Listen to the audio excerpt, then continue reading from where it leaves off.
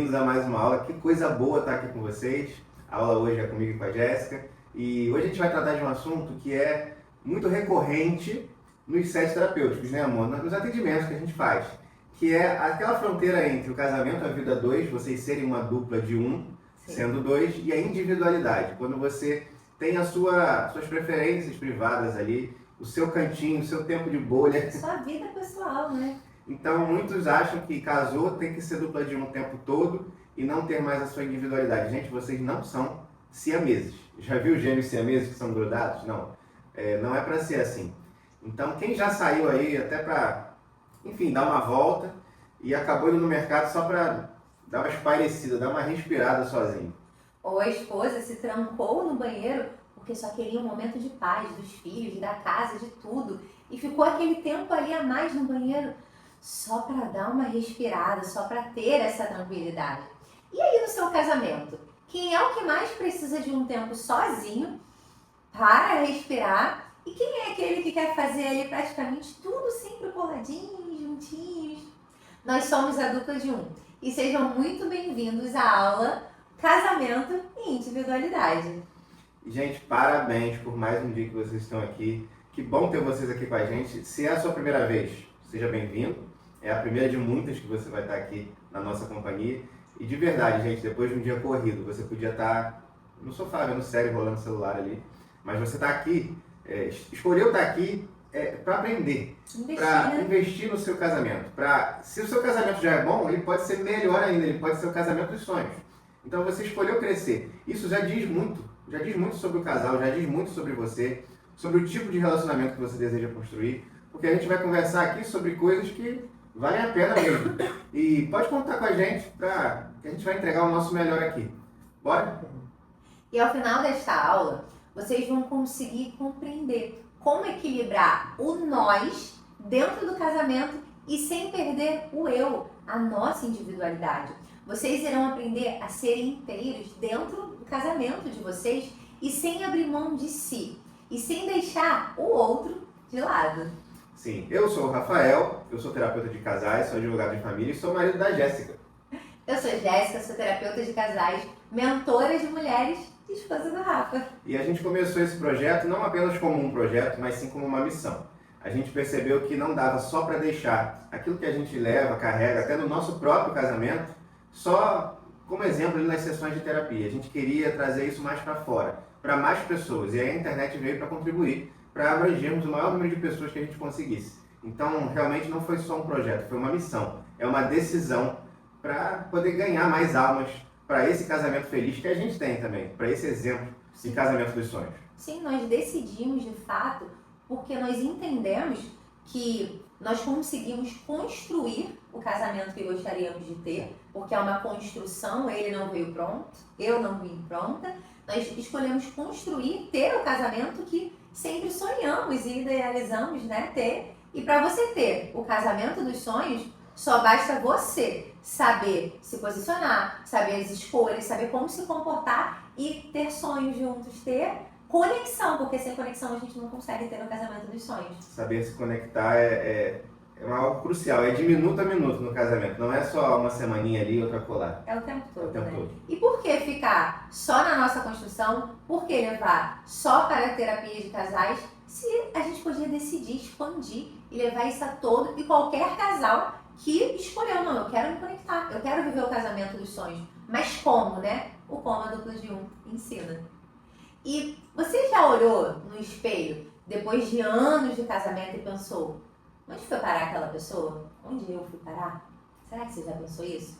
Porque no esforço de fazer dar certo, de acompanhar o ritmo do outro, a gente vai apertando o passo, ajustando o tom, silenciando partes de si e sem perceber, a gente começa a desaparecer. E isso acontece bem devagar. Porque sim, casamento é como uma orquestra. Cada um tem o seu instrumento, cada um tem o seu ritmo. Cada um tem a sua partitura. Eu, por exemplo, tenho um ritmo bem diferente do Rafa no ponto do horário de dormir, do horário de acordar. Agora ele tá acordando cedo também, tá ficando mais né? parecido agora. Agora a gente está se temperando mais. Mas no início do casamento, por exemplo, esse ritmo era bem diferente. 4h30 da manhã, eu tava acordada super feliz. O Rafa, 7h30, 8h, tava acordando assim, ó, no ritmo dele. E isso nunca foi um problema, porque eu sempre entendi que o meu ritmo é um e o ritmo dele é outro. E tudo bem. Quando deixa de ser tudo bem? Quando eu quero botar ele no meu ritmo.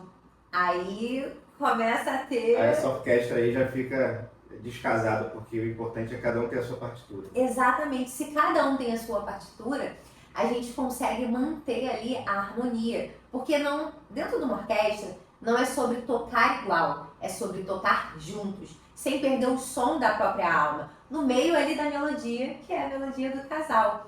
E no casamento, como essa orquestra, a gente precisa manter o equilíbrio em tocar juntos e não perder o próprio som. E na verdade, se você for estudar sobre uma orquestra, eu amo muito música, então eu gosto muito desse estudo, é o maior desafio da orquestra.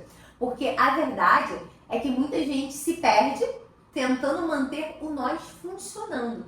E esquece que o nós só existe quando o eu, o você, estão vivos e afinados. E é por isso que a gente começa essa aula, inclusive, falando justamente sobre isso. Esse equilíbrio, é muito interessante isso, esse equilíbrio entre o eu e o você e o nós, né? Não é só uma coisa nem só a outra totalmente. Então, é um equilíbrio. Quando você tem algo equilibrado, é quando você tem a balança equilibrada. Então, não pode estar mais pesado de um lado do que do outro, tem que estar um equilíbrio. Sim. E aí, no casamento, duas pessoas, elas constroem uma vida só, né? Uma vida em comum. Mas isso não significa deixar de lado, assim, abandonar quem você é também. Então, ser uma só carne não é ser um só cérebro, não é ser só uma alma. São duas almas encontrando-se nessa caminhada juntos. E não é ter um só desejo também. A gente vive em unidade, eu e Jéssica, e no Casamento dos Sonhos, ele é feito de viver em unidade, mas com duas identidades, preservadas mesmo. Até porque, se você não entende isso, você começa a anular a sua identidade. E aí é aquele ponto que eu falei lá em cima. Se eu anulo a minha identidade, eu me perco. Quem eu sou? Aí eu olho no espelho e... Quem eu sou? Eu sabia quem eu era antes de entrar no casamento. Mas quem eu sou agora? E perda de identidade é algo extremamente, muito, gente, mas muito sério. A perda de identidade traz, inclusive, muitas doenças emocionais como a depressão. A gente trata muito isso em terapia, então esse assunto é muito relevante. E falando em coisa relevante, um dado importante aqui. A gente sempre fala do Gottman Institute, e esse dado é de lá também. Estudos mostram que casais que mantêm vidas pessoais ativas e respeitadas tendem a ter mais satisfação no casamento, tendem a ter menos ressentimento um com o outro. Sim. E mais intimidade e respeito mútuo. Então, olha só como é relevante esse tema. E a Universidade de Stanford disse que um estudo com ali 350 casais de longa duração revelou que 78%, olha só esse número, 78% dos relacionamentos que duraram mais de 20 anos mantiveram atividades individuais regulares, ou seja, mantiveram a individualidade do casal. 78% desses casamentos de mais de 20 anos. É muita coisa. E desse número, 82% relatou que eles admiravam mais o parceiro quando eles viam ele realizando atividades em que demonstrava ali afinco, paixão, competência. Ou seja, muitas dessas atividades eram individuais, né? Isso aqui me fez me lembrar uma história da minha avó. A minha avó, ela tinha algo único, um momento só dela. Ela sempre varria a calçada. Era uma casa, né? Uma casa muito grande da minha avó e tinha uma calçada imensa. A minha avó acordava cedo, todos os dias. Na época que era casada com meu avô. Meu avô, na época, tinha até um bar-restaurante na casa, porque era uma casa muito grande, né? Mas a minha avó, ela não deixava de fazer aquilo todos os dias. Eu lembro que eu era muito pequenininha, né? O meu avô ainda vivo. Eu já escutava a história que a minha avó, a primeira coisa que a minha avó fazia, ela acordava, ela ia lá, ela cuidava do momento dela de fé, ela tinha lá o momento dela de reza com o padre, a aguinha dela lá. Acabou esse momento, ela ia para a calçada, ela varria a calçada toda e todos os dias. Chegou o momento do meu avô partir e a minha avó continuou fazendo aquilo todos os dias. Isso era o quê? Era uma referência da identidade dela e era algo muito prazeroso, porque conforme eu ia crescendo e eu via a minha avó fazendo aquilo dali todos os dias, eu perguntava pra minha avó, tu não cansa não? Porque eu acordo, a senhora tá rezando, acabou de rezar, a senhora vai pra calçada varrer. E aí eu vivia atrás da minha avó, né, porque ela cuidava de mim. Eu ficava assim, sentada no portão, vendo a minha avó varrer. E aí, o que eu via a minha avó fazendo todos os dias varrendo? Eu via a minha avó sorrindo, eu via a minha avó cantarolando. Às vezes, a minha avó era uma eterna contadora de histórias. Inclusive, eu aprendi a ser uma contadora de histórias junto com a minha avó. Porque todos os dias eu escutava várias histórias. Chegou um ponto já da velhice que ela repetia as histórias, né? Claro. Mas estava ótimo, porque eu ainda aprendia pontos diferentes, ela repetindo ali as histórias. E eu ficava sentada ali no portão e vendo a minha avó. Ou ela estava contando histórias, ou ela estava cantando, ou às vezes ela estava rezando de novo, mas ela todos os dias estava fazendo aquilo dali. E quando eu perguntava, avó, você não cansa? Porque é a calçada, avó, é a rua. Pessoas passam aqui o tempo todo. E ela falava assim, filha, eu faço isso por mim. Eu gosto muito de varrer a calçada. Eu me sinto feliz. E aí entra nesse ponto aqui de identidade. O que você consegue fazer por si todos os dias que não consegue permitir que você se perca de si? Porque, Jéssica, você está falando que a sua avó ela não se perdia de si varrendo uma calçada? A minha avó ela começou a ter princípio de Alzheimer quando chegou perto do momento dela de partir. E quando eu parava para conversar com a minha avó, ela já ali em muitos delírios, quando eu falava com a minha avó sobre o momento dela varrer a calçada, ela nunca se esqueceu daquele momento, porque aquilo dali era algo tão forte na identidade dela, era algo que parecia que ela estava fazendo para os outros, porque até quando você se alimenta, até quando você faz algo para a sua identidade, aquilo dali se expande para os outros também. Então quem olhava de fora, ela está fazendo aquilo dali só para os outros. Na verdade não era só para os outros. Os outros recebia muito daquilo do que ela fazia por si. Então mesmo ali no Alzheimer, algo muito forte na identidade dela e que ela não esquecia, era o tempo que ela varria a calçada todos os dias ao longo da vida dela, porque era algo que ela fazia por si. Então, esse exemplo é para você olhar para a sua vida e ver o que você está fazendo por si todos os dias na sua vida, que reforça a sua identidade, que é o ponto de chegar na sua velhice e chegar ali num ponto de Alzheimer. Você não faça se esquecer de quem você é e do que você fez por si ao longo da sua vida dentro de um casamento, porque minha avó foi casada a vida toda com meu avô. Chegou o momento dele partir. Ela não casou de novo, porque ela entendeu que a missão dela, a vida dela seria somente ser casada com aquele homem. E reparem que a gente aqui nas nossas aulas e no nosso Instagram, nas nossas redes sociais, a gente fala muito sobre servir. Sim. A avó da Jéssica estava fazendo isso, não esperando uma admiração das pessoas, ela estava fazendo isso por ela mesma, mas ao mesmo tempo também era um servir, porque se você vai à calçada, você deixa um ambiente ordenado, limpo para as pessoas também passarem, a calçada não é só sua. Então isso gera admiração nos demais também. Quando a gente faz esses estudos aqui, esses dados importantes na nossa aula, a gente diz que a admiração ela é um número grande ali de casais que precisam dela, na verdade todos precisam admirar o outro, porque se você não tem admiração, isso também é um grande motivo para os divórcios. Então, um dos grandes motivos para separações é porque o parceiro não admirava mais o outro.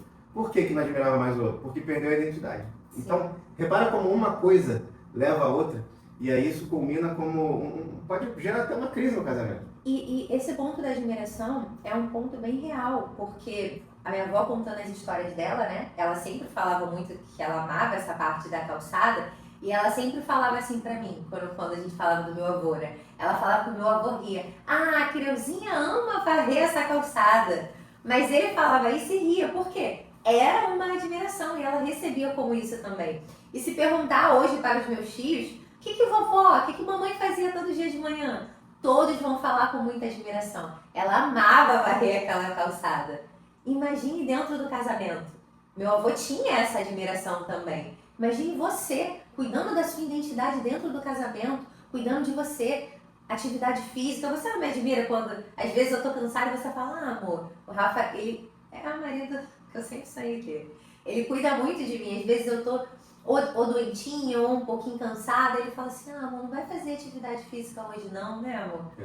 Às vezes eu gosto muito de estudar, né? Muito bem. Às vezes eu falo, não, amor, eu vou estudar. Ele, amor, vai dormir um pouquinho, vai descansar. Ele vem com essa preocupação e eu falo, amor, não é o nível que precisa dormir. Vou estudar, mas vou estudar da cama. Aí ele já chega e ele, caramba, amor, tá doentinha, tá cansada e ainda assim você foi fazer essas coisas. Mesmo né? assim manteve a constância. E quando nesse exemplo da avó da Jéssica, ela era indagada, mas você não cansa não? Isso fala sobre constância, não é sobre cansar. É sobre um objetivo ali, um hobby. Às vezes ela fazia isso também por hobby. Às vezes ela fazia isso porque ela tinha um projeto de ver aquele local sempre limpo. E, assim, pode ser vários motivos, gente, mas não perca a sua individualidade. Ter hobbies, ter amizade, né? Fala um pouco mais disso. Sim, sim. Porque ter hobbies, ter amizades, projetos, fé, cuidar da sua fé é importante. Estudos, como eu falei aqui, que é uma paixão minha, ou paixões próprias, sabe? Para fortalecer o seu senso de identidade. E isso vai enriquecendo o casamento. Porque afinal, né, a sua vida interior, ela tem um impacto extremamente forte dentro do seu casamento.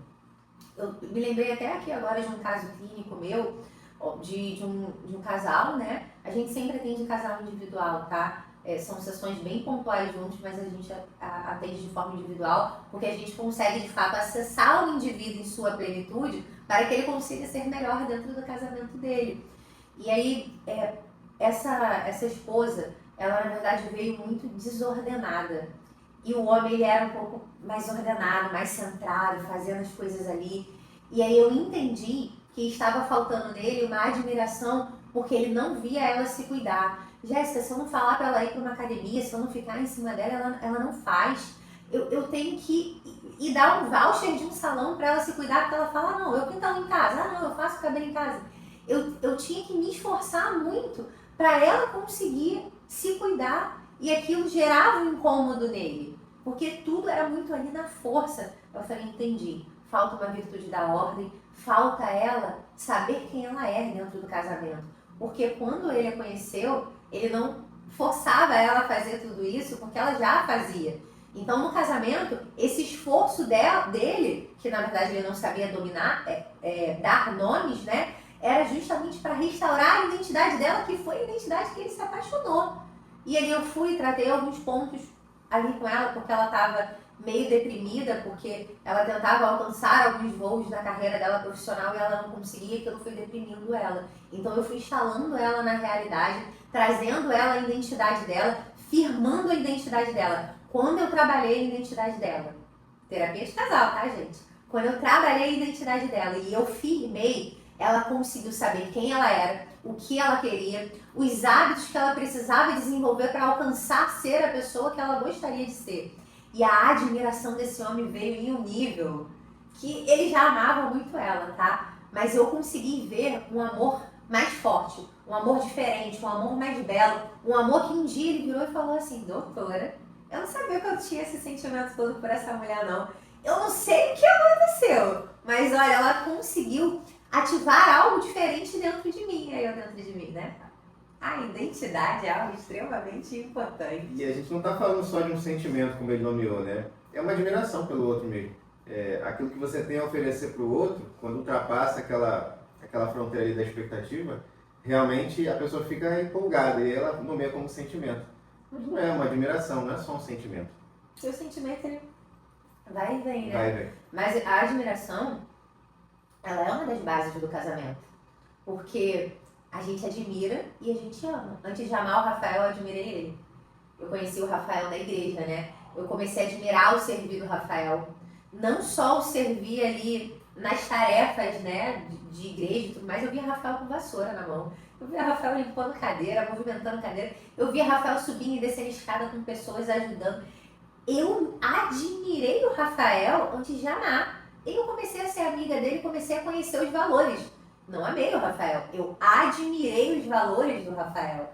E aí, conforme mais eu admirava, tanto que a gente começou numa amizade totalmente sem intenção de relacionamento. Coitado, ele só ouvia falar que eu não queria relacionamento.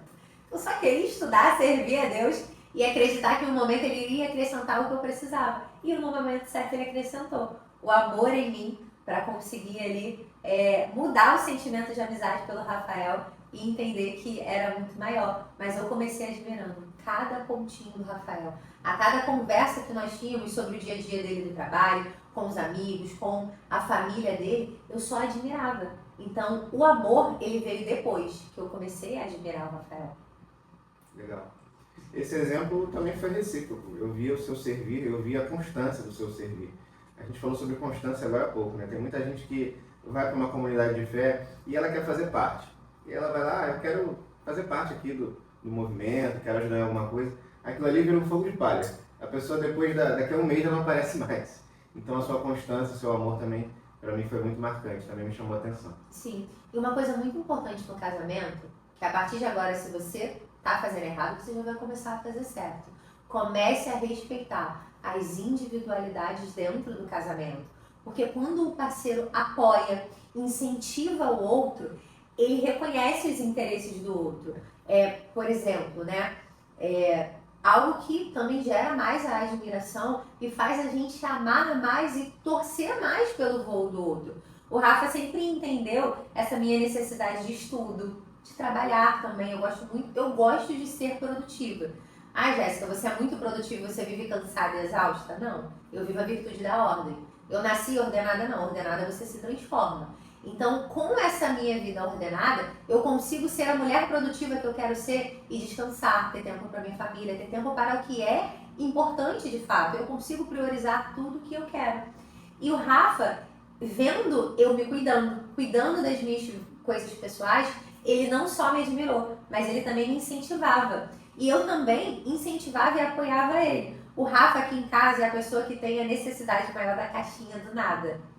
E a gente precisa saber respeitar essa caixinha do nada. Eu lembro que no início do casamento, eu sou a pessoa que gosta de fazer muito tudo e com todo mundo. É um aniversário, vou, é isso, vou. Eu amo pessoas, eu amo estar no meio de todo mundo. E o Rafa também. O Rafa ama momentos de comunhão. Tipo, quando às vezes tem algumas coisas lá na nossa igreja, aí os pastores falam assim, olha, vai ser um momento de comunhão. Ele, chegou o momento que eu queria. Ele gosta das reuniões, ele gosta, mas o momento de comunhão, ele gosta muito. Eu gosto desse momento em excesso. O excesso da comunhão eu gosto. Ele gosta ali na medida certa. E como que eu respeito essa individualidade do Rafa? Às vezes ele chega e fala assim, amor, tá com muitos eventos, tem muita coisa aí, não tô conseguindo. O que ele tá falando pra mim? Amor, tô precisando da minha caixinha do nada. Tá demais. Se eu olho só pra mim, eu falo, amor, bobeira tua, vamos pra tudo, vamos continuar. Quando ele fala isso, eu já entendo. Epa, individualidade. Ele precisa do tempo dele. E aí eu vou lá e falo, beleza, amor, o que você quer fazer? Quer fazer algo só comigo? Quer fazer algo só pra você? Aí ele fala, não, amor, quero um pouquinho aqui pra minha bolha. No início do casamento era muito videogame, né? Quero vir aqui jogar o meu jogo do Batman. Agora ele já tá em outra pegada. Ele tem temperado por mim. Não, amor, eu quero meu tempo aqui porque eu quero estudar. Ele ama editar vídeos. Agora vende o videogame, agora só estudo mesmo. Ele criou outros hobbies, né? É normal, é natural ao longo da vida. Isso aqui é muito importante. Mudar os seus tipos de hobbies, mudar as coisas que você gosta de fazer, não significa que o casamento te anulou, não significa que você deixou de fazer o que você gostava, significa que você mudou, você encontrou novos hábitos, novos hobbies que hoje te interessam muito mais e te dão muito mais prazer do que o que te dava no passado. Pode ser que daqui a alguns anos você fale, amor, deixa eu quero jogar videogame novamente, você vai lá, vai comprar, vai voltar a jogar. Mas ao longo da vida, nós sempre vamos desenvolver hábitos e hobbies que nos levem aonde nós queremos chegar. Hoje, por exemplo, aonde eu quero chegar, eu tenho hábitos específicos para me levar ali. Hobbies, por exemplo, hoje eu tenho hobbies diferentes para eu conseguir desfrutar de sentimentos e sensações diferentes. Então, ao longo da vida, isso vai sendo alterado. Isso não significa que você perdeu a sua identidade, não. Significa que você vive em constante transformação, né? O ser humano, ele não é engessado, ele não é aquele ponto que acabou, não. Você está se descobrindo o tempo todo e, inclusive, isso faz parte de firmar a sua identidade. Porque isso faz parte de você saber reconhecer quem você é em estações da vida. Porque a vida é feita de estações, né? Então, o Rafa aqui é aquela pessoa que precisa um pouquinho mais dessa caixinha do nada e você se sente bem, né, amor? Quantas vezes você não falou assim, eu quero sair para dirigir um pouquinho sozinho? E a comunicação é muito importante, porque ele sempre fala, olha, amor, não tem nada com você, não tem problema nenhum, eu só quero o meu tempo. Mas essa frase, para muitas pessoas, vem carregada de traumas.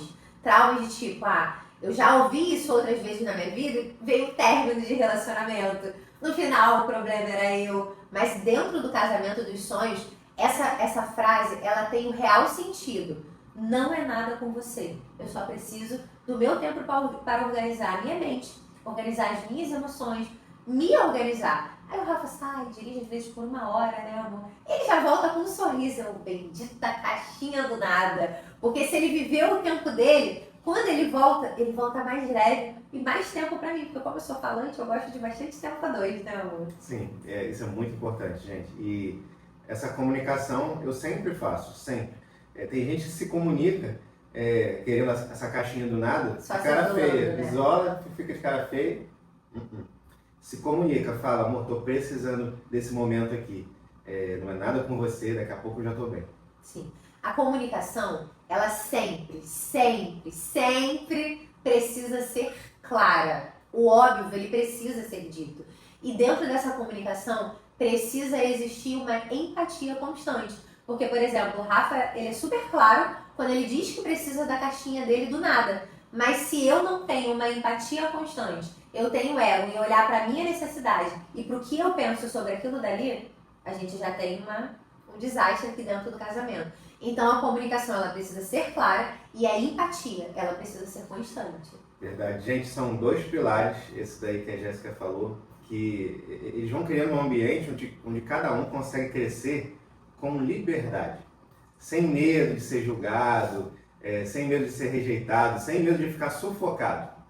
Então, quando alguém se sente autorizado a ser quem ela é de verdade, esse alguém, e ainda assim essa pessoa continuar sendo amada por isso, né? Aí sim, nasce a confiança verdadeira. A confiança, ela gera intimidade. Quando você consegue ser você mesmo e você consegue ser amado, a confiança gera intimidade do casal. E o que é intimidade no fundo?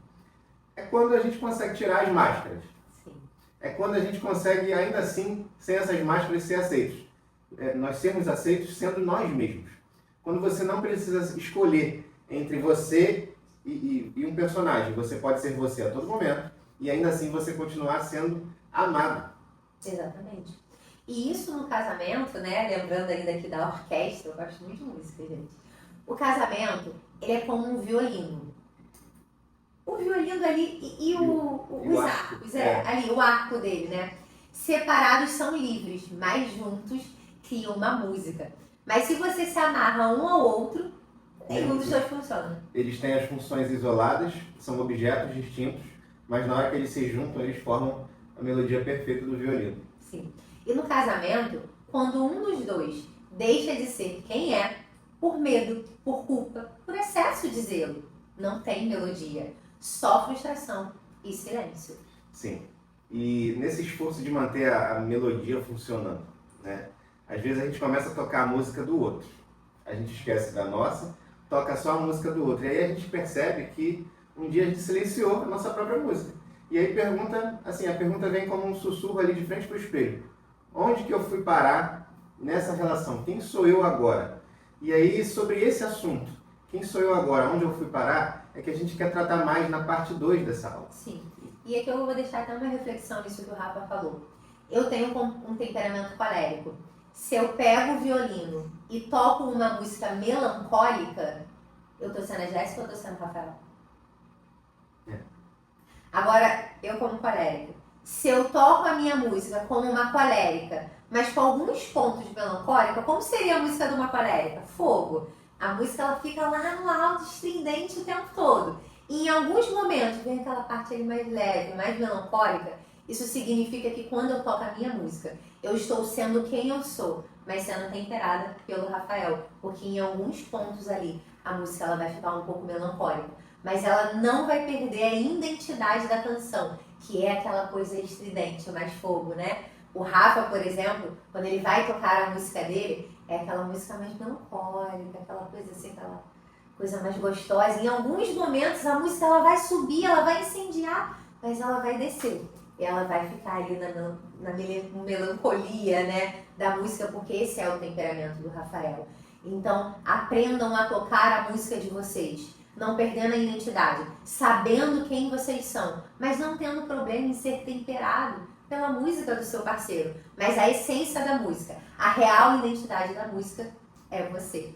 Então, para essa semana, pensem sobre isso. Você está tocando a sua música, você está tocando só a música do seu parceiro, ou você toca a sua música com a presença do seu parceiro ali, onde o que predomina na sua música é a sua identidade, com a temperança do seu parceiro. Perfeito. Gente, agora é o final dessa aula. A gente vai falar na parte 2 sobre o perigo de perder essa própria identidade. Dando continuidade para esse tema aqui, muito grato pela presença de vocês. Continuem sendo uma dupla de um junto com a gente. Continuem curtindo, compartilhando os conteúdos.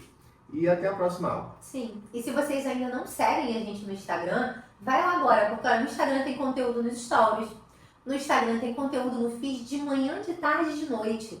E o nosso Instagram, inclusive, pode funcionar para vocês como um Google. Porque como a gente aborda muitos conteúdos lá, eu queria falar sobre comunicação aqui na relação íntima. Vai lá, em vez de ficar rolando feed aleatório, rola lá o nosso Instagram, eles falaram sobre isso daqui. Vai ter um ensinamento prático lá, 1 minuto e meio, gente, é ensinamento prático, para você já começar a colocar em prática na sua vida. Então começa a usar agora o nosso Instagram como a sua fonte de pesquisa. Não tem a IA? Que você vai lá, né, no chat e pergunta para ele, começa a ir pro nosso Instagram e vai vendo os temas lá, porque tudo tem uma capa com um tema.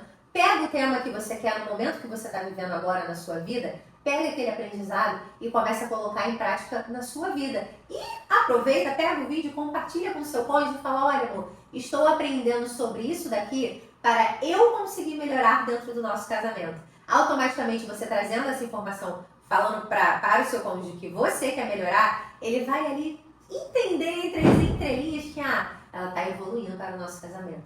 Eu também quero evoluir para o nosso.